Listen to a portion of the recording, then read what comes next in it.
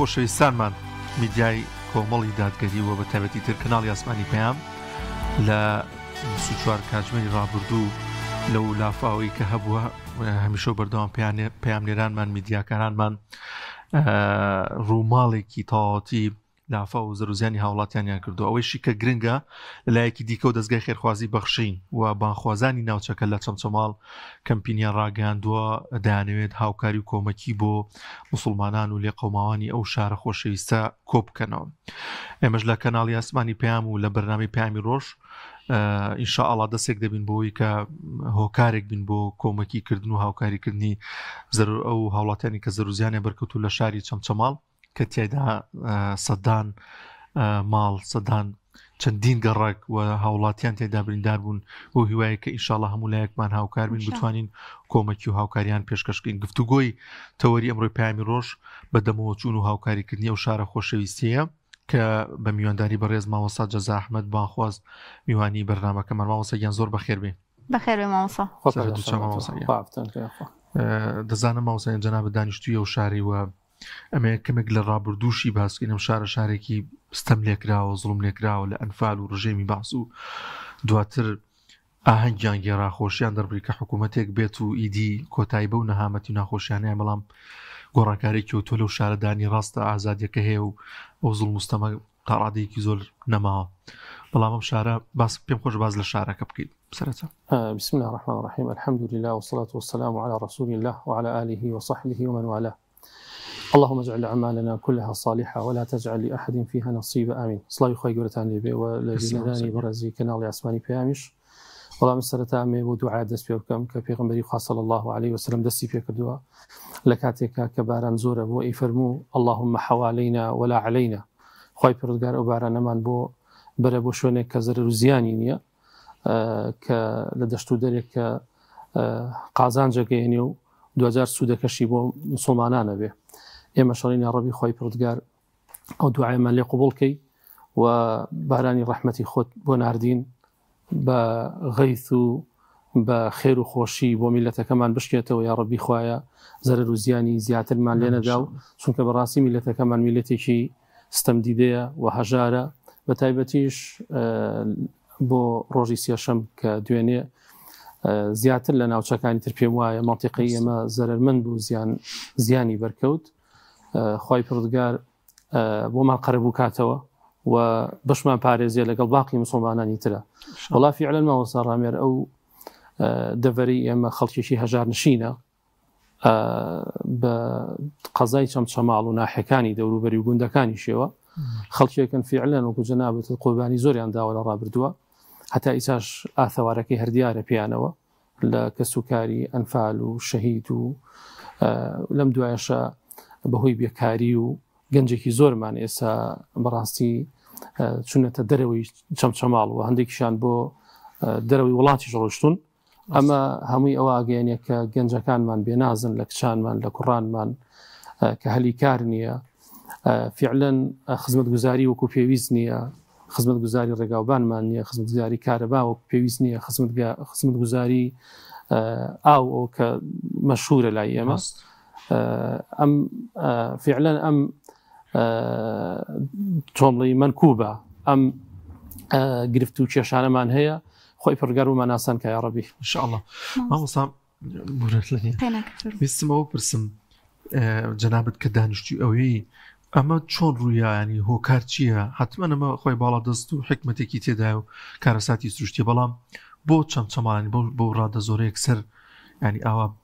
لافە بووە هۆی زەرورزیان بۆ ماڵەکان. وەڵا هەر چەمچەماڵ نەبوو تەکیە ژوا بوو شۆڕشی سەنگا وایە شۆڕش لە هەمووی زیاتر زیانی لەوانی چاڵ ئەو بێ بەڵێ ئاغجلەر هەروە بوو. بەڵێ وەڵا دوو هۆکاری هەیە. هۆکاریان فعلەن ئیداری شار کە احتیاتیان نەکردووە دیارە زەمانێکە بارانی وانە باریوە و ئامادەسازیان نەکردووە بۆ ئەوەی کە حساباتی ویان کردووە کە شار گەورە بێت چۆن بێ دیارە ئەو احتیاتیان نەکردووە ئەوە ئەبێ بە دوای وانە ئەستی ئیشەکە بگەڕێ کە ئەرکی حکوومەتە کاتێکات شارەزانی کەشناسی هۆشداریان داین دەمێکە وەڵا ئەوەش نەبێ هەر بە حەقیقەت ینی ئەوە ئیشی ئەندازیارەکانە، ئیشی شارەوانیە، ئیشی حکوومەتەکە ئەبێ ئەو میلەتە بپارێزێ بە تایبەتی لە کارەساتی سروشتی ئەوە یەک. دووەمیش فعلەن خەڵکەکەش خۆشی هەندێکیان هەڵە و کەم و کوڕیان هەیە، مەسەڵەن بۆ خۆم نزیکم لە سەدەکەوە سەدێک کراوە لە بانی مەقان ماڵم لەوەیە، یعنی خەڵکێک ئەو کۆلەی کە کراوە ئاوەکە پێیا بڕوە، یعنی هەتاکو دەرەچێت لەو مسافەی کە دێت بۆ شوێنی مەجارێکی خۆی، ئەتوانم بڵم دەپردی لێ کراوە لە هەموو ئەو پردانە بچوو کراوەتەوە و خەڵکێک کە مسافەی چەمەکە بۆەوەی کە ئیسفادی لێ بکە هاتووە زیادی کردووە و بە تایە و بە کۆمەڵێک بەردووانە کە لە دوایە و ئاوە هاتووە بەرگەی نەگرتووە و بۆتەوە ئەوەی کە ئەو کارەساتە گەورە دروست بێکەواتە خەڵکیش هەندێک جار خەڵکی تەمەحکار هۆکارن بۆ ئەوەی کە جاری وایە ئینسان بۆ ئەوەی کە شتێکی مادی دەستکەوێ و ئەمان هەم لە بازرگانیش وایە، ئەمە لە کشت و کاڵە وایە، ئەمە لە باقی بوارەکانی تری ژیانە وایە کە تەماشاکی سەری خۆیخوا، یعنی ئەمە بۆ ئەوەی کەوا مەترێک زەوی زیاتر بێ کە لەوەشە حیانە بە تایبەتی لەو دەشتە بە دووەنم هەیەە، بەڵام تەماحی لەوەیە مەترێک زیاتر بێتە پێشەوە کە منەوانم بە چاوی خۆم بینیوە بۆ هۆکاری ئەوەی کەوا خەسارەیەکی زۆر لەو شارە بکەوێت. اینجا خەسارەکان مەساڕامیار ماڵاتێکی زۆر بۆ دە قوربانی، یعنی هەبووە مانگا، هەبووە بزن، مەڕ، پەلەوەرێکی زۆر خەسارە بووە و زیانی گیانی بووە، هەتا ئیسا کە ئێمە کە ئەمڕۆ هاتم خەڵکێکەیە بریندارە، دوو کەس شەهید بوونە، یەکیان خوای گەورە بە شەهید قوبوڵیان بکە، پیاوێک بوو کە لە نوێژینیەوە ڕۆ کە جەمعیان کردبوو کە گەڕا بۆ دیواری مزگەوتەکە ڕما بوو، دانیکشان کچێک بووە کە لە ماڵەوە ئەوی شەر خنکاوە لە ئاوەکەیە، بەرحاڵ مزگەوت دیواری ڕماوە، قوتابخانە دیواری ڕماوە، مارکێت و بازار، یعنی ئەتوانم بڵێم کەم دوکان هەیە زیانی بەرنەکەوتوێ، کۆگای وا هەیە ئەتوانم بڵێم بە دەیان دەفتەر دۆلار زەرری بەرکەوتووە، زەرەکان زۆر زۆرن. ئەو ماڵانی کە ژێرزەمینیان هەیە کەم ماڵەیە سەلامەت بوو بێ. بەرحاڵ زەرروزیانەکان پێم وایە لە ئێستاە ئاسان نییە سەریع بتوانی داتاوەرگری، چونکە ئێمە لە نیوەڕۆوە هەر لە تەلەفۆنین و لەگەڵ خزم و کەس و کاروانە حتا دێ زیادەکە، ئەڵ ئەی ماڵی فلان کەس، ماڵی فلان کەس، ماڵی فلان کەس، ئەو گروپێکمان کردوێتەوە هەتا دێ زیاد دەکات، تقریبان تا ئێسانەوەیە 500 ماڵ 600 ماڵمان وەرگرتووە، بەردەوامیش لە زیادبوونە زەرەکانی دیارە ڕێژەین هەیە، مەخزەنی وا هەیە تەسەورەکەم هیچی تیادەر نەچووە، هەشە کەمتر هێشتا زۆرتر. مامۆستا باسێک لەومان بۆ بکەیت کە لە ئاینی پیرۆزی ئیسلامدا و هەروە لە فەرمودەکانی پێغەمبەردا چۆن باز لە هاوکاریکردنی برایەکی موسڵمان کراوە کە دیارە خەڵکی هەرێمی کوردستان هەمیشە هاوکاری موسڵمانان بوون، چ لە ناوخۆ بێت چ لە دەرەوەی هەرێمی کوردستان بێت. وەڵاهی اینجاوە ئێمە وەکو حەدیثەکەی پێغەمبەرە فەرمێ صلی الله عليه وسلم ئیمانداران یەک لاشن و ئینشاءڵڵا گە دەرفەت بێدینە سەریشی. بەڕاستی ئێمە هەر کەس باوە بزانێ ئەو زیانە لە خۆی کەوتووە، ئەو زیانە لە خۆی کەوتووە، ئینسان ببەخشێ وەکو حەدیثەکە فەرمێ ئەگەر بە لە تەخورمایەکیش بێ بۆ خۆی قازانجە، بۆ دەرونی خۆی ئینسان بەخشین کا بە کەلتوری خۆی، ئەگەر نا ئەو بابەتە تەسەورەکەم لە قووەتی دەستگای دامەزراوی بەخشینە نەبێ، زەرەر و زیانەکە زۆر زۆرە. بەڵام برای بەڕێزمان مامۆستا ئەحمەد کە پێم وایە سادێتە بەرنامەکە لە خزمەتی هابین، ئەمڕۆ وعدوا بوو بچینە چەمچەماڵ لەوێ لەگەڵ ئیداری شار و لە نزیکەوە ئەو خەڵکە بەسەر بکەینەوە و ئەویش وەکو پەرلەمانتار کە دەرچووی ئەم خولەیە بەڵکو هەوڵ بدا لە حکومەتی عێراقی بەڵکو ئینشاء الله تعالى لەوێەوە قەرەبوو بکرینەوە و فعلا ئێمە ئەرکیشمانە کە هەموو لایەکمان هاوکاری یەک بین. من ئەو شایەتیە بۆ خەڵکی چەمچەماڵ و دەوروبەری ئەدەم ئازایانە لە هەر شوێنێک برایەکیان خوشکێکیان ئازاری بوو بێ ئەوەی کە گوێ بدەنە ئینتیما و زمان و ڕەگەز، بەڕاستی ئەمان قسووریان نەکردووە، هەوڵیان داوە کە لەجێی خۆیان و کۆمەکیان کردو، کۆمەکیان گیانۆتە تورکیا، کۆمەکیان گیانۆتە سووریا، کۆمەکیان گیانۆتە هەولێر و کاتە، کۆمەکیان گیاندۆتە غەزە، کۆمەکیان گیاندۆتە وڵاتانی سوودان، کۆمەکیان گیاندۆتە وڵاتانی ئەفریقیا، ومێ دەکەم ئینشاء الله تعالى خوای پروردگاریش دەرومان لێ بکاتەوە لەمە زیاتر زیانەکە زیاد نەکاو و خەڵکی کوردستانیش بەڕاستی ئەو حەدیثی پێغەمبەر تطبیق کەن صلی الله عليه وسلم کە ئیماندارانی یەک لاشن بۆیە هەموو لایەکمان هاوکاری یەک بین بۆی خوای پروردگار ڕەحممان پێ بکات. مامۆستا جەزاوە خۆ داماژت پێکرد بڕیار وا بوو ئەمڕۆ مامۆستا ئەحمەد لە چەمچەماڵ بێت و لەوێ هاو خەمی بۆ هاوڵاتیەکان لەگەڵ جەنابتەوە هەمانگیەوەدا وجودی هەیە بەڵام بۆی لافا و ڕێگەوبان و پێماوەی توانیەوە هاتوۆتە ستۆدیۆ لە ڕێگەی پەرلەمان و لە ڕێگەی حکوومەتی عێراقی ئەویش بتوانێت هەوڵێک بەوزانی هەوڵی ئەو چییە و چۆن بتوانێت ئەو بودجەی کە دانراوە لە حکوومەتی عێراقیدا بۆ کارەساتی سروشتی بۆ لافا و زەروزیانەکان بتوانێت لەو ڕێگەیەوە ئینشاءالله هەمانگی بکات و کۆمەکی بۆ شارە پێشکەشکە مامۆستا ئەحمەد بزانم ئامادەیەگەر بێتە زوو مامۆستاگیان فەرموو. مامۆستا ئەحمەد وعليكم السلام خو بخير بي مامۆستا ئەحمەد بخێر بێ. خالد شامان قربان خير پێش ئەوەی سەلای مامۆستا ئەحمەد بام ڕوونکردنەوەیەک بدەم. مامۆستا ئەحمەد بخير بي اخو خالد شامان وڵایی پێم خۆش یعنی لێرەوە لە پەیامەوە ئەوەی کە جوێی لێمانە بێ ئەمان بینێ بەڕاستی ئەمڕۆ دەرمەچن چونکە من لە سەعات کاتژمێر 7ەوە دەرچووم کاتژمێر 9 گەشتمە تێرە کە ڕۆژان تر تقریبا بە سەعات و چارێکێکە هاتمە باش مامۆستا هاتوو یانی وڵاهی وعدم دابوو ئەوە ژوای لێ کردم کە هەچۆنێک بێ قسەیەکی خێر بکەین و دەنگ و ڕێگمان بگەینینە هەموو دنیا و هاوڵاتیانی هەرێمی کوردستان کە چی ئەگوزارێ لە شارەکە ڕاستی نەمتوانی بمێنمەوە لە ماڵەوە هەر خۆم پێ نەگیرە هەر لە دوای نوێژەوە هەستام و خۆم ئامادە کرد کە هەرچۆنێک بێ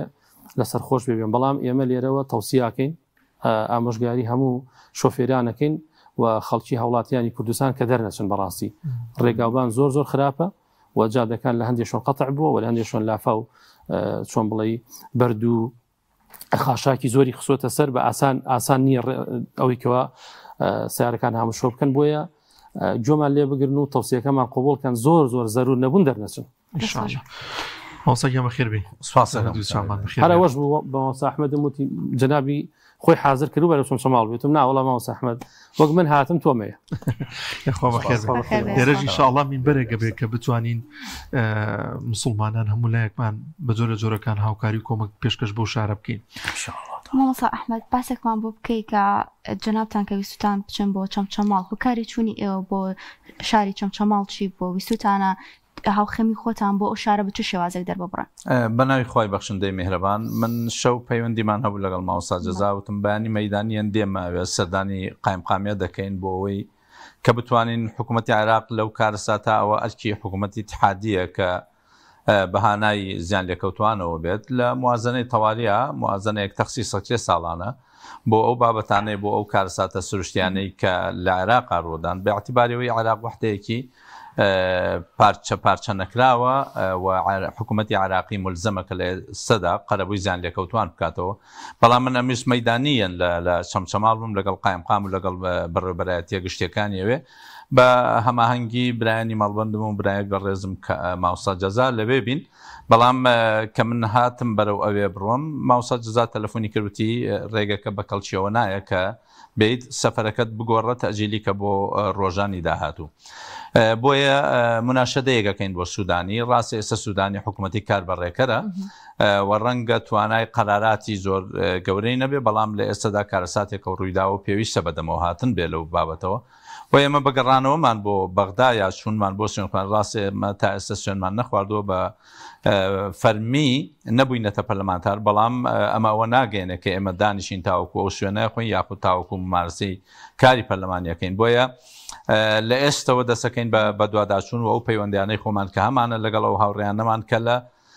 بەغدان پێشتر پەرلەمانتار بوون یا وەزیر بوون دەیان ناسین لە نزیکەوە بۆیە لە ڕێگەی پەیوەندیەکانەوە هەوڵەدەین کە پەیوەندیان پێ بکەین بۆ ئەوەی حکوومەتی اتحادی بێتە سەرخەت و بڕیاری ئەوە بدا لەو موازنە تەواریایی کە هەیە و سەرف نەکراوە بە تایبەتی موازنەی 2025 و ئێستا زیاد لە مانگێکی ماوە یا مانگێکی ماوە بۆ تەوابوونی ئەو موازنەیە چکە لە سیوێکی 12 حسابات قفڵە بێ بەڵام ئەمە ئەوە ناگەێنێ کە حکوومەتی سوودانی نتوانێت قەرارێک لەو بارەوە بدا بۆیە مناشەدەیەکەکەین یا بانگەوازێک بۆ سوودانی و بۆ حکوومەتەکەی کە بە هانای خەڵکی چەمچەماڵ و تەواوی کوردستانەوە چونکە ئەو بارانە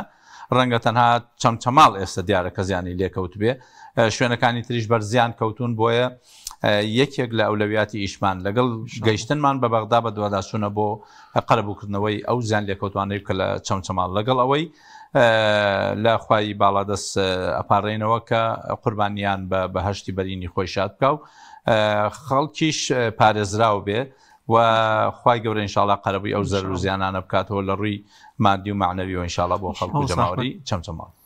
تەسەوڕ ناکەی بیانوویەک پەڵبگرتنێکیان نەبێت بۆی کە شتێک سەرف نەکەنیان دوای بخەن بۆی کە ئەنی شتێک ئەبێت لەو بارەیەوە. ڕەنگە حکوومەتی کاربڕێکەر زۆر توانای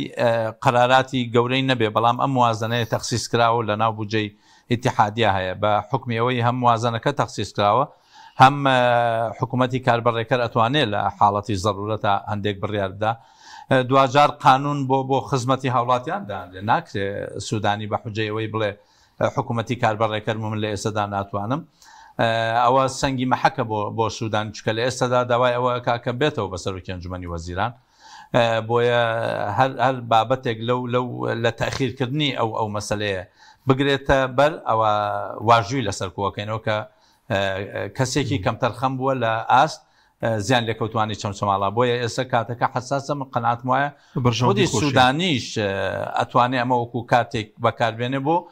ڕاکێشانی عەتفی پەرلەمانتارە کوردەکان کە 57 پەرلەمانتار هەن لە هەرێمی کوردستانە، جگە لەوانەی دیکە کە ئەتوانین سۆزیان ڕابکێشین بۆ بابەتەکەی خۆمان. بەڕاستی لەو مەسئلەیە ناکرێت سوودانی کەمتەرخەم بێت لەو بابەتە، چکە هەر کەمتەرخەمیەک بکە، کەمتەرخەمیەکی قانونیە، کەمتەرخەمیەکی ئەخلاقیە، کەمتەرخەمیەکی ئاینیە بە اعتیباریەوەی سوودانی لە مەدرسەی حزبێکی ئیسلامی تەخەڕوجی کردو، بۆیە ناکرێت هیچ کەمتەرخەمیەک بکات لەو بارەوە. باشە ئەو قەرەبووی کە ئەدرێتەوە ئایا بڕەکەی دیاریکراوە یان بەپێی بەدواداچوون و ئەو خەمڵاندانەی کە ئەکرێت بۆ زیانەکان دەدرێت؟ بەتەکید ئەبێ زیانەکان بخەمڵێنرێن، ئەبێ لیژنە تەشکیل بکرێت، لیژنە بێ سەردانی مەیدانی بکات بۆ چەمچەماڵ و بۆ شوێنەکانی دیکە. ئەو وەختە ئێمە ڕێنوێنی ئەو لیژنەیەکەین یا ئەبینە بەشێک لەو لیژنەیە، هەرچەندە پەرلەمانتار ناتوانێت لە ناو لیژانی تەنفیزیە مشارەکە بکە، بەڵام ئەمە بابەتێکی ئاسایی نییە، بابەتێکی نائاساییە، کارەساتێکی سروشتیە و پێوتری حاڵەتی تەوارێک کە حاڵەتی تەواری بوو قوانین زۆر جێبەجێ ناکرێت لەو بارەوە، بۆیە ئەبێت تەخمین بکرێت، تەخمینی زیانەکان بکرێت، لیجان بێت تا قیمی زیانەکان بکە و تەخمینی بکە، دوای قەرەبووەکە لە ڕێگەی قایمقامەتی چەمچەماڵەوە یاخود فعلەن هەر حکوومەتی عراقی خۆی مەدانیان حکوومەتی هەرێم داواکار معرقەلە دروست نەکا بەوەی کە بڵێ ئەمە بێت لە ڕێگەی حکوومەتی هەرێمەوە بێ اینجا ئەتوانین قەرەبووەکە قبولکەین. نا حکوومەتی عراق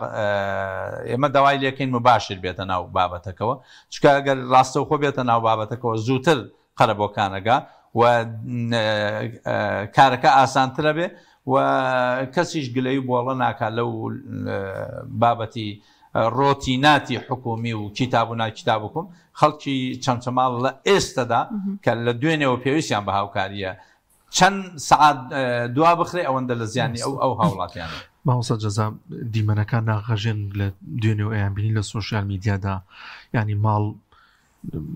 تا سەقفی بوون 3 مەترە 2 مەتر و نیوی پڕ بووە لە ئاو کەنتۆری جلی جێگەی ینی مەدبەخەکەی هیچی بۆ دەرنەچووە. تا چەند گرنگە مسلمانان ئەم چەند ڕۆژە چاویان لەو شارە بێت وە کۆمەکی و هاوکاریان پێشکۆشکەین. حتمما جەنابەت ئاگاداری کۆمەلگایەمە کۆمەلگایەکە ئەمیشە ڕۆڵێکی زۆر باشی گێڕاوە بە هەموو چین و توێژەکانیەوە، لە کاتێکدا ئەگەر قەیرانێکی زۆریش هەبوو بێت شتێکی لەم چەشنە بوو بێت لەوەی هەولێرا بینیمان ینی یەکسەر بدەمەوە چوونیانە بووە، تا چەند پاداشتێکی گەورێ تا چەند خێرێکی گەورەیە کە ئەم چەند ڕۆژە ئینشاءڵڵا بتوانین کۆمەکی و هاوکاری بە هەموو لایەکمانەوە پێشکەش بۆ شارە بکەین. والله ما مساجيان خوي جورا فرمي وجعلنا بعضكم لبعض فتنة أتصبرون راسي إما بو يكتري بوينة تحقيق كرنوا يستا أو خشك برانا من كزيانيان بركوتوا بواني كزيانيان برنكوتوا بوته هو تحقيق كرنوا كواتا لبردم خلق كيتر لبردم تحقيق كرنوا هردولا أمش لبردم تحقيق كرنوا كصبر بقري أو أنيش لبردم تحقيق كرنوا كشكري خوابكن وببخشن شون كبخشين براسي غضبي خواب كوجينتوا وبخشين رحمي خوا زيادك وبخشين خۆشەویستی لە نێوان خەڵکا دروست دەکا، تەبایی زیاتر دروست دەکا، بۆیە هەر بۆ ئەوەی کە خوای پروردگار ڕەحممان لێ بکە، هەر بۆی کەوا زیانی زیاترمان بەرنەکەوێ. بەڕاستی ئەرکە من بۆ خۆمەڵێم هەموو ڕۆژێک دەخیلم داناوە لە ماڵەوە پێم خۆشە هەموو ڕۆژێک 250 هەرتێ بکەم ئەگە هەر نەبێ ئەگەر لای کەمێکی ئەگەر هیچ لە باخەڵمانە بێ ئەبێ 250 هەرتێ بکەی و لای کەمێکی وەکو پێغەمبەر صلی الله عليه وسلم ئەفەرمێ اتقوا النار ولو بشق التمرة وانە خۆتان پارێزن لە دۆزەخ ئەگەر بەلەتە خورمایەکیش بێ نابێ ئینسان بەخشینی پێکەم بێ ئەگەر مقدارەکەش هەر چەندێک بێ لەبەرەوەی نەبەخشین کەمترە بۆیە فعلا ئەبێ بەخشین کەینە کەلتور ئەبێ بکەینە کەلتور هەمیشە ئێمە ببەخشین بەتایبەتی لە حاڵەتی ئەوانە ئاساییە و خاڵێکی تریش خوای گەورە فەرمێ وما نرسل بالآيات إلا تخفيفا بەڕاستی ئەمانە هەمووی ئاياتی خوای پروردگارن ئەبێ ئێمە باش بزانین کە ئێمە بۆ تاقیکردنەوە هاتوونێتە سەرم زەویە ئەگەر ماڵەکانمان لەسەر چیاکانیش بن وەکو کوڕەکەی نوح قال سآوي إلى جبل يعصمني من الماء بەڵام هیچ پەنای نەدا بۆیە کەس دڵی خۆی خۆش نەکا بڵێ من لە بورجام و وانە ولو كنت في بروج مشيدة ئیتر لە خانووی شوشەیە ئیتر لە سەر شاخەکان لە چیاکانە بۆیە بەڵای چیاکانیشمان هەیە بەڵای بورجەکانیشمان هەیە ئێمە خوای پروردگار بۆ تاقیکردنەوە لێرە دروستی کردوین ئومێد دەکەم ئینشاءالله ئیسفادەی زۆرمان کردبێ لەمە چونکە ئینسان لە کاتی بەڵاو موسیبەتە دڵی زۆر ناسگە بێ خوای پروردگار بەبێ گومان یعنی بەبێ حکمت ئەم زیانانە یاخود ئەم تاقیکردنەوانەمان بەسەرا ناهێنێ بۆ یەکە ئێمە ڕاچەڵەچین کاکە ئەو ماڵی کە تا ئیسە دەستمان تێ ناچوو بیخۆین ئەو ماڵی کە تا ئیسە دەستمان تێ ناچوو سەرفی بکەین میوانداریەکی لێ بکەین بینیمان لە ماوەی یەک چرکەیە هەمووی ئاوی تێچوو هیچی بە کەڵکنەوە ئەی بۆ پێشتر ئامادە نەبووین پیاوەتیکی لێ بکەین خێرێکی لێ بکەین ئێمە ئەمە ڕاچەڵەکاندن نییە ئەمە کە ئێستا ڕووی لە ئێمە کردووە بەیانی ڕووی لە براکەمەکە بە شێوازێکی تر ڕووی تێکە ئەم جارە بە جۆرێکی تر لەبەرەوە ئەرکی تاکی مسلمانانە کە هاوکاری یەک بکەین دوعای خێر بۆ یەک بکەین بە زەیمان بە یەکا بێتەوە خۆشەویستیمان هەبێ بۆ یەکتری ڕێز لە یەکتری بگرین بە تایبەتی کە ئێستا قەزەکە ناوخۆیی شار لە هەرێمی کوردستانە ئەویان بۆ خۆمانە بۆی غەزەبی خوا بەڕاستی لە سەرمان زیاد نەکە یاخود غەزەبی خوا بکوژێتەوە لە سەرمان و خاڵێکی تریش ئێمە هەموو لایەکمان دەرسی لێوەربگرین و ئامۆژگاری و پەندی لێوەربگرین ئیتر ئەوەندە باوش بە دنیا نەکەین جاری وایە برا لەگەڵ برایە قسەی نییە لەسەر بستە زەویەک ئەو بستە زەویەی کە منم بینی بە دووەنم تەختیەکەت نییە باوەڕ بێ لای ماڵی ئێمە تەسەورەکەم جاری وایە ئەو بە مسافەی دووەنم بە 1000 متر داتەپیوە هاتوتە خوارەوە لە زەوێتی کەوتووە جادەی تەخت کردووە ئەوەی کە پێشتر ئەگەرمان وتایەکە کە یەک بستێ بڕە بولاوە لەوەی ئامادە بێ عاجزی کردیتایە ئامادە بێت چەکی لێ ڕاست دەماچی لێ هەڵگرتی تایە کاشن کوڤی لێ هەڵگرتی تایە بەڵام ئێستا زەویەکەی بە کەڵکیەوە نەماوە نەک چۆن بڵێ پێشیا بڕۆی هەر بە کەڵکیەوە نەماوە کە هیچی سعادەیەکی لێ بکەین نەک بۆ زەرعات نەک بۆ کشت و کاڵ بوو هیچ شتێکی تر لەبەرەوە ئەبێ ئێمە بەڕاستی پند وەربگرین و ئامۆژگاری وەربگرین لەم کارە ساتانە چونکە هیچی بێ حیکمت نییە مامۆستا تا چەنە گرنگە ئەو هەوڵاتیانشی کەم کارە ساتیان بەسەرا هاتووەدان بە خۆیاندا بگرن و سەبریان هەبێت و شکرانی خوا بکەن وەڵا اینجا هەر لە کاتی بەڵاو موسیبەتە ئاماژەیەک هەیە بۆی کە ئایا تۆ سابیریانە ئینسان من بیرم دێ ئێمە دوکانمان هەبوو دوکانمان هەبوو جاو کاتە ئەشای ئێرانیمانە هێنا باوکم لەسەر دوکانەکە بوو حکومەتی عێراقیش جارجارە هاتن گومریان پێوت هاتن دوکان ئەو ئەشای ئێرانی هەوە دوکانەکەیان تاڵا نەکرد هیچیان لە دوکانەکەیان ناهێشت ئێمە چەند جارێک ئەوەشمان بەرکەوتووە زیانە نەشمان بەرکەوتووە دوکانەکەمان هیچیان تیان ناهێشت جا ئاماژەیەک هەبوو بۆ ئەوەی کە دوکانەکەمان تاڵان کراوە ئەو ڕۆژی باوکم سنووقی بیوسی هەبوو ساردی ئەوەی بێنایەتەوە لەگەڵ گۆشتی حیوان جارا بوو لا ڕانێکی مەڕی هێنایەوە یان بەرخێکی هێنایەوە یەکسەر دایکمی بخوا دوکانەکە تاڵان کراوە یعنی ئەیزانی کە ئاماژەیەک بوو بۆ سەخاوەت ئینسان لە کاتی موسیبەتە ئەبێ زۆر سەخی بێ ئەبێ لە کاتی موسیبەتە زۆر دڵی خۆش بێ چونکە پێش موسیبەتەکە ئەڵێ من ئەگەر ئەو سیارەیەم ژێر ئاوکەوێ ئەبێت چیم لێ بێ یعنی جەڵدە لێمەدا بەڵام من برای وامە بینی سیارەکە ژێر ئاو کەوتو بوو سواسی خۆیان کرد پێەکەنی ئەوە نیشانی ئیمانە نیشانی ئیمانە کە ئینسان ئەزانەیە کە ئەو ماڵی خۆی نییە ئەو خوای پەروەردگار ئەمانەتێکە پێیداوە و وەکوتی شەم دەرسێکی شەبوو هەموو ئەوانەی کە ئێستا ماڵەکان ئاو نەی بردووە ماڵەکەی ئەوانیش لە یەک چرکەیەکە معڕەزە بۆی ئاوی بە ئارەوەڵام من ئەوانە مەبینی زۆر دڵم خۆش بوو ئاماژەشە پێچەوانەشەوە هەر کەسێکیش کە ماڵەکەی ئاوا لە دڵیا بوو ئیتر چۆن بڵی لە دەسینە ئەبوو دایم دڵی لە سەردانابوو ئەوە بەڕاستی بە خۆیان بچێتەوە ڕای چەڵەچێنێ ئەمانە ئەم ماڵانە هی ئێمە نین ئێمە ڕۆژێک خۆشمان کۆتاییمان پێدی و ئەڕۆین جا گرنگەوەیە وەکو شەرع چۆنە ئەوها مامەڵ لەگەڵ ماڵا بکەین. مامۆستا ئەحمەد شاری چەمچەماڵ بە قەزا و ناحیە و دەوروبەر و گوندەکانی ینی قوربانێکی ئێجگا زۆریان داوە لە کارەساتی ئەنفال دەربەدەرکردن ماڵوێرانی لە پێشەکی شاماژەم پێکرد ینی دڵخۆش بوون بەوەی حتمما لەوانێ ئاهەنگی گەوریان ڕێخست بێ بۆی کە حکوومەتی کوردی و ڕاپەڕین کراوە سەرنجی جەنابتان بۆی کە حیزبی بەعز کۆتایی هات ئەو زوڵ مستەمی بەرامبەر بەو شار و دەوروبەری کۆتایی هات و حکوومەتێکی دیکە هات لە ئاست ئەو قوربانی دانێ و شارێ و خزمەتی کە حکوومەت کردوێتی بۆ شارە بێگومان نەخێر چکە چەمچەماڵ هەمومان نەزانین لە ماوەی هاوینی ڕابردووە بە 2 هەفتە یەکجار ئەو ماڵانەی کەوا لەوێ بوون ئەو خەڵکەی کە لەوێ بوون باسییان لەوە کرد کە ئاوی بەلوعایان بۆ دێتەوە بە تەنکیەکانیان لە هەفتەیەکە لە تەنها ڕۆژێک یا 2 ڕۆژ ئاویتیە ئاو بکڕن بۆیە مەشروعێک هەبوو من بە دوواداچوونم کردکە لە کاتی بانگەشا باس لەوە کراکە یەکێک لەو مەشروعانە بە دوواداچوونی بۆ بکەین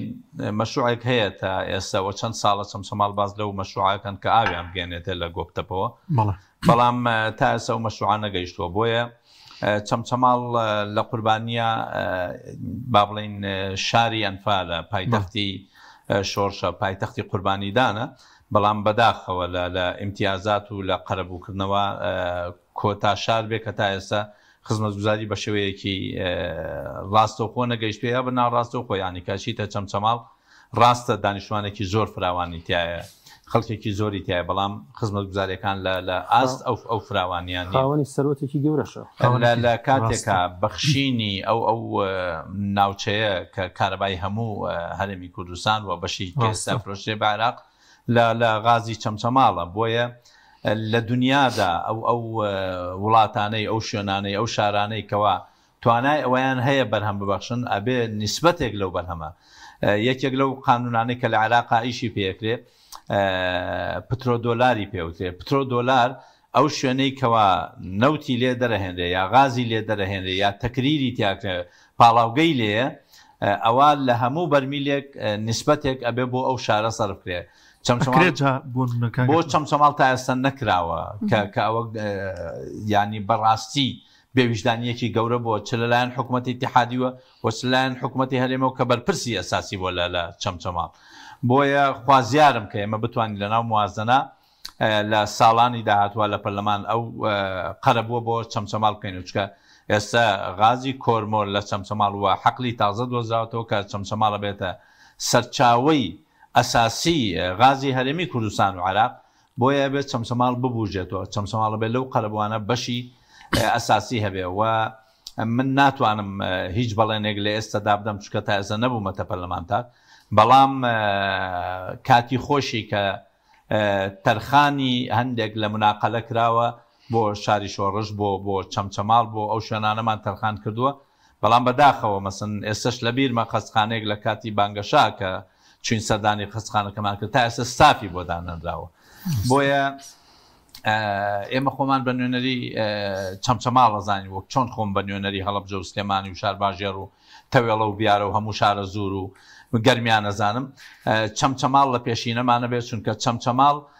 یەکەم سەرمایەکی گەورە پێشکەشەکە بەم هەرێمە دووەم یەکێکە لە قوربانیەکان چونکە شۆڕش چەمچەماڵ سوودماکی بووە گەرمیان سوودماکی بۆ شارە زۆر سوودماکی بۆ بەڵام وەکو چەمچەماڵ چۆن هەڵەبجە کیمیاباران بووەتە ڕەمزێک لە ناو کوردستان و عێراق و هەموو جیهاندا چەمچەماڵش ئەنفالەکەی گەرمیان ئەنفالەکەی و لە ئێستادا ئەو بەرهەمەی کەوا لە چەمچەماڵ بەرهەمە هێنرێ ئەوەتان ئێمە لە بەردەم کارەبایەکی 24 ساعتیا کە ئێستا فەزڵەکە بۆ غازی چەمچەماڵ و بۆ ئەو ناوچەیە گەڕێتەوە بۆیە ئەبێ حکوومەتی هەرێم لە خەمی چەمچەماڵە بێ بەداخەوە دوێنێ سەرۆکی حکوومەت بەیاننامەیەکی دەرکردووە کە داوا لە بەڕێوەبەرایەتیە گشتیەکانی تەندروستی و چوزانم هەندێک لەو لەبری ئەوەی ڕاستەوخۆ بڕیاری ئەوەی بدایە کە قەرەبووی زیان لێکەوتوانەکەنەوە کە تیمەکان هەموو لە دنیا لە حاڵەتی تەواری ئاوا جێی شەقرێتە حاڵەتی تەواریەوە کە جێش سوپا فریای خەڵکەکەوێ ڕاستە لەم لاولا هەندێک دەستگای ئەمنیمان بینی کە جێگەی دەستخۆشیە بە فریای خەڵکەوە کەوتون بەڵامە بواایەوە بڕیاری حکوومەت بواە و ئەو چەند سەد هەزار سەرباز و پێشمەرگەوانەمان هەیە ئێستا لە چەمچەماڵ بوونایە لە دوێنێەوە لە چەمچەماڵ بوونە ئامادەن مەسەن بە سەدان هەمەر و باجەر و چوزانم ئەو جۆرە ئالیاتانیان هەیە بۆ کاتی پێویست ئەی ئێستا ڕاستە ئەیان بینین دەستخۆشیان لەکەین بەڵام نیسبەتەکەی لە جێی تموحی و خەڵکەنیە ئەبوایە ئەم مەسئلەیە لە هەفتەی پێشووە هۆشداری دراوە لەوەی کە بارانێکی زۆر بە لێزمە ئەبارێ ئەگەری لافاو هەیە ئەگەری زیانی گەورە هەیە بەڵام حکوومەت عادەتەن حکوومەتی هەرێم عادەتەن دوای کارەساتەکان ئەگەر فریا بکەوێ و دوایش تەهمیشیەکە بۆیە بێ حکوومەتی هەرێم لە ئێستادا بە فەرمی کە حکوومەتی کاربارڕێکەرە بە فەرمی شاند بنێرێتە چەمچەماڵ بە فەرمی شاند بنێرێ بۆ بەغدا بە فەرمی لەو پارەی کە لە بەردەستیانە لە داهاتی ناوخۆ لە ئێستادا بیرێک لە مەسیری ئەو خەڵکە بکەنەوە قوربانی هەیە نەیەڵن قوربانیەکان زیاتر بن بۆیە ئەبێ بە پەلە حکوومەتی هەرێمیش بێتە سەرخە بڵێ برێر وایە پەیامنێرمان کە گڕامیان لە چەمچەماڵ وەربگرین داوا لە هاوکاران مەکەم ئەگەر ئامادە بوو لە ئەسنای بەرنامەکە ئینشاءڵڵا ئەویش وەربگرین زانی زانیاریەکانمان بۆ بگوازێتەوە و بزانین زەرورزیانەکان چین پێما بێت نەچۆتە چەمچەماڵ بەهۆی ڕێگاوان و کاوکەران پێم بڵێن بەخشین کەمپینی ڕاگەیاندۆ دواتر داغڵێکین ماوەسە جەزا بەخشین دەستگای خێرخوازی بەخشین لە ماوەی ڕابردوودا چۆن خزمەتی و شارەی کردووە و پێ دوایە ئەم جارش دەتوانێت لە ڕێگەی ئەو کەمپینانەوە کە هەیەی ئێعلانی کردو بۆ هاوکاری و کۆکردنەوەی کۆمەکی بۆ ئەو شارە پێشکەش بکات وڵا مامۆستا بێگومان لە ڕابردووە خزمەتی باش کراوە و گومانیتیانە لە ئێستا لە داهاتووشە ئینشاءڵڵا خزمەتی زیاتر ئەکرێ بەڵام وەگوتم ئاسانیش نییە چونکە بۆی هاوڵاتیان بەرچاو ڕوون بن من تەسەورەکەم ئەو کۆمەکی کە لە ئێستا هەندێک کۆمەکی گەشتۆ دەستمان ئێمە هەندێک ماڵمان ناونووس کردو لە ئێوارەوە ئەبێ ئەوانی کە شتی سەریعن زیانی زۆریان بەرکەوتووە و خێرا ئێمە بەدەم ئەوانەوە بچین ئەو کوبرای بەڕێزم ماوەسا ئەحمەد فەرمووی ئەوەی تریان ئیشی حکوومەتە چونکە من کۆگای وازانم لەوەی بای 40-50 دەفتەری زیان بەرکەوتو بێ بۆیە خوا پشتیوان بێ ئێمە ئەو لەویاتە دێن بۆوانەی کە ئێستا ماڵی وا هەیە هەر خۆیان کریەکاریەکەن هیچیان بۆ دەرنەچووە خانوویەکی زۆر متەوازعانە خەریکە ئەتەپێ بەسەریانە ئێمە ڕاستیەکەی ئەبێ ئەو لەویات دێن بۆوانە هەرچەند تا ئێستا میکانیزمەکەماندانە ناوە حتمما لەگەڵ دامەزراوی بەخشین ڕێەکەوین لەسەر میکانیزمێک بۆ ئەوەی کە بە خێرایی ئەمە بگەینەوە بگەینە فریای ئەو خەڵکی کە زیانیان بەرکەوتووە چونکە خەڵکێکی لە ئێستا لە ماڵی خۆیان نەماوە ینی ئاوارە بووە ئەوە ئەبێ هەر بە خێرایی ئەبێ معالەجەی ئەوانە بکرێ بۆیە بەخشین ئەبێ ئیش لەسەر ئەو لەویات بکە ئەمە خاڵێکی تر ژەمێ سوپاسی بەڕاستی زۆرێک لەو گەنجانە بکەم لە شاری چەمچەماڵ کە ماڵی وا هەبووە بۆ خۆی هیچی بۆ دەرنەچووە بەڵام ئەسوو هاوکاری هاوسەکەیانە کرد و ئاگام لێ بوو خەڵکێک بوو لەسەر جادەکان خەریکی پاکردنەوەی جادەکان بوون بەڕاستی ئەو شارە ینی ناوبانگی ماوەسە بە مەردایەتی و وەڵی ئینسان دڵی خۆشە بوو وێڕای دەیان چیرۆکی ناخهژێن بەڵام ئەو دیمەنانەش لە مەردایەتی و لە پیاوەتی بەڕاستی ئینسان هەستی بە ڕجولەت ئەکرد هەستی بە پیاوەتیە کرد و بەڕاستی لە ناو چەمچەماڵی شامێ سوپاسی کاگاران بکەم ئارامە ڕیشە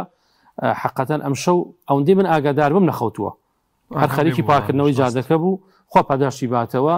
مەکاینەکانی هەموو هێنا بوو بەکاری هێنا بۆ پاکردنەوەی جادەکان و دەیان گەنجی تریش کە لەوەی من ناوەکانیم هەموو لەبەر نەبێ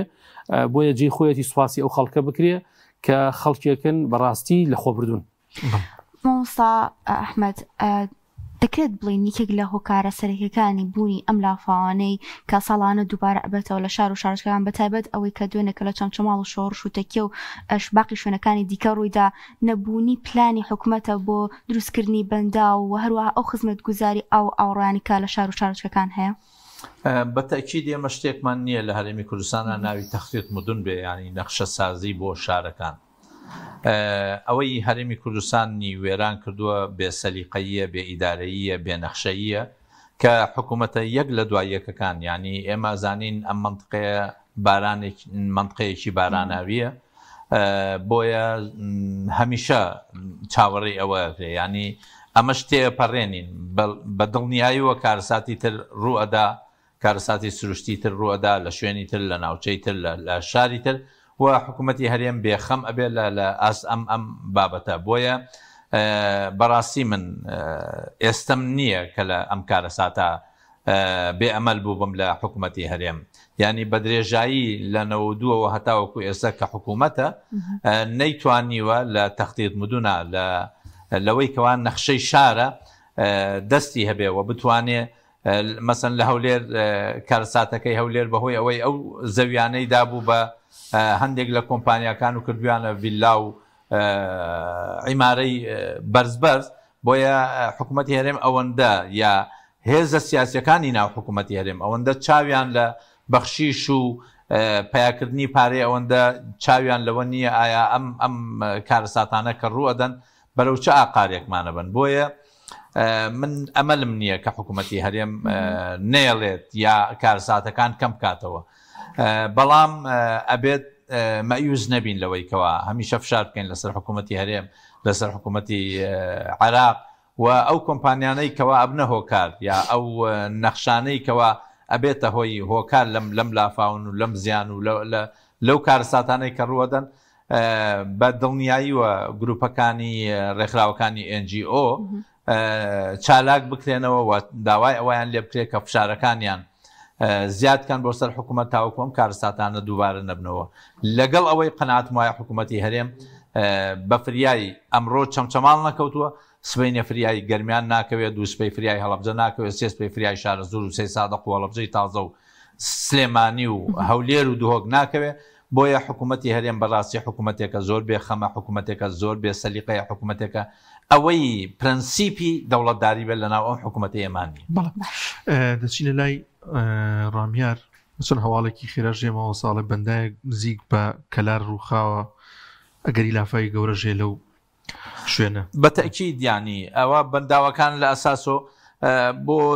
وەڵامی پرسیارەکەی خاتون تاوان کاتی خۆی ئێمە پرۆژەیەکە بوو لە 2010 کەواسکەی قیتار بێ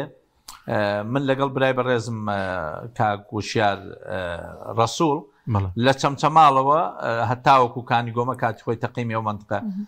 مهندسێکی ئەندازیارێکی تورکمان هەبووە من پێم سەیرە لە هەرێم بەس بە دروستکردنی بەنداوی گڵین ئەتوانن ئاوی 2-3 ساڵ گل بنەوە لە کاتێکا و بەنداوانە ئەتوانن پارێزگاری لە ئەم کارەساتانە بکەن بەڵام گرفتەکە لەکوایە کاتێکیش بەنداو دروستەکە حکوومەتی هەرێم ئەوە تا بەنداوەکان ڕوبەڕووی ئەوە بنەوە کە بڕوخێن وەکو بەنداوی چەقچەق لێرەکە هەرەسی هێنا ینی هیچ زەمانەتێک نییە لەوەی حکوومەتی هەرێم کاتێک بەنداویش دروستەکە بەنداوەکانی بە پێستانداری گیانی بن بۆ ئەوی کارەسات نەخڵقێن لە ئەو سوۆسیال میدیانی گەرمیان و کەلاروانە بڵایان کردوتۆ ئاگاداری بە پەلەیان داناوە دەڵێن بۆ خەڵکی کەلار بە تایبەت گەڕەکانی کەلاری نوێ و باخەکان و گوندی ئەڵمانی و تەواوی گەڕەکە تازە سیتیەکان بربەستی گوندی سەید خەلیل هەرەسی کردو لافایەکی گەورە بەڕێ بۆ کەلار تکای ئاگادار بن ئەچینە لای کاگرامیار کە لە بنکەی سەرەکی دەرگای خێرخوازی بەخشینە کە کەمپینێکیان ڕاگەاندوو بۆ کۆکردنەوەی هاوکاری بۆ چەمچەماڵ و ئەو ناوچانەی کە تووشی لافا و زەرەر و زیان بوونەتەوە ئەچینە لای کاگرامیار سڵاو لەبێ کاگرامیار زانیارەکان چین لە لای تو وە کەمپینەکە چۆن بەڕێوە دەچێت فەرمو بەڵێ سڵاوی خواتان لێ بێ بەیانیتان باش طبعا لە دوێنێەوە کە ئەو لافاوە ڕوویدا لە چەمچەماڵ دەستگای خێرخوازی بەخشین وەکو یەکەم دەستگای خێرخوازی هەڵسا بە ڕاگەاندنی کەمپینێک بۆ زیان لێکەوتوانی ئەو لافاوە طبعا با بڵین ئەو کەمپینە بەخشین ئەمە یەکەم جارین یەکە کەمپینی لەم جۆرە ڕادەگەێنێ پێشتریش بۆ زیان لێکەوتوان هەم لە ناوخۆی هەرێمی کوردستان هەم لە دەرەوەی هەرێمی کوردستان بۆ وڵاتانی دیکە کەمپینی ڕاگەیاندووە لە کاتی حاڵەتی لێقەومانە تەبان ئەو کەمپینەشی کە دوێنە ڕایگەیان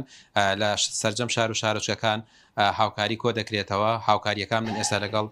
دکتۆر محەممەد قسە دەکەم بزانم چییە و چۆنە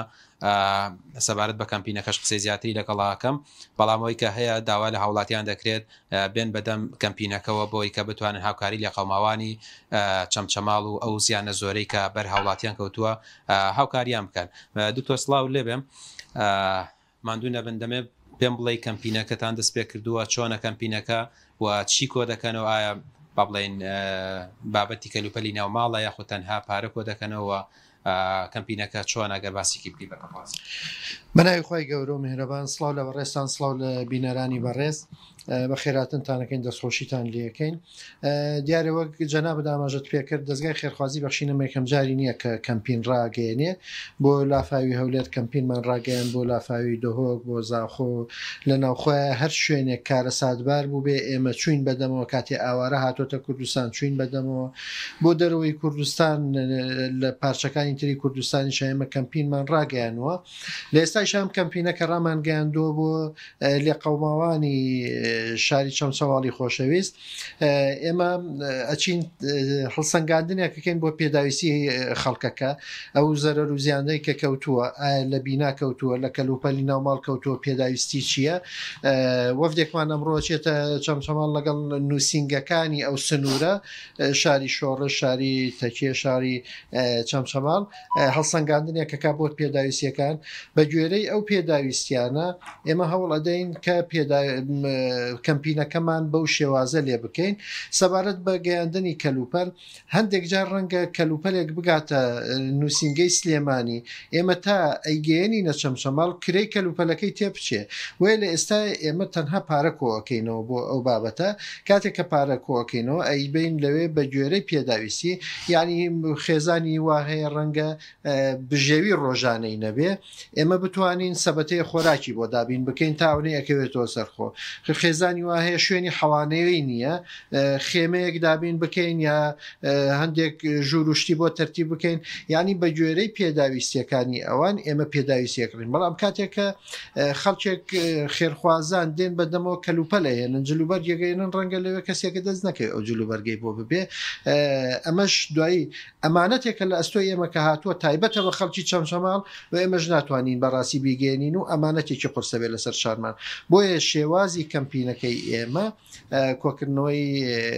هاوکاری داراییە، ئەو کاتە لەوێ لەگەڵ نووسینگەکانە ڕێکەوتنەکەین، هەڵسەنگاندنەکەین کە چۆن کەمپینەکە بەڕێوەبەری.